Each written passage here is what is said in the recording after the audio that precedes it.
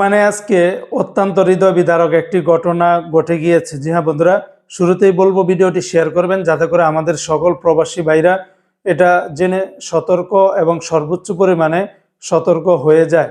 কেননা এই সমস্ত ঘটনা সত্যি এটা আমাদের প্রবাসীদের জন্য অত্যন্ত দুঃখজনক।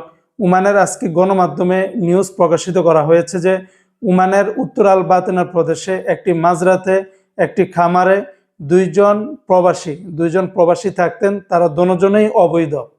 একজন আরেকজনকে আঘাত করে তাকে এই দুনিয়ার শেষ নিঃশ্বাস ত্যাগ করে দিয়েছেন সেখানেই। ইতিমধ্যে সেই অভিযুক্ত প্রবাসীকে ওমানের পুলিশ ধরতে সক্ষম হয়েছে এবং পাশাপাশি প্রথম প্রাথমিক যে তদন্ত, সেই তদন্তে সে স্বীকারও গিয়েছে যে সে এটার সাথে জড়িত ছিল। তবে পুলিশ এখানে স্পষ্টভাবে নিউজের ভিতরে প্রকাশ করে দিয়েছে যে তারা আফ্রিকান দুইজন নাগরিক। এখন আফ্রিকার কোন দেশের নাগরিক, যেহেতু আফ্রিকা তো আর ছোটখাটো একটা দেশ না, সেটার ভিতরে আরো অসংখ্য এরকম দেশ আছে। তো কোন দেশের সেটা নির্দিষ্ট করে বলে নেই, তবে আফ্রিকার দেশের নাগরিক সেই হিসাবে সেখানে উল্লেখ করেছে।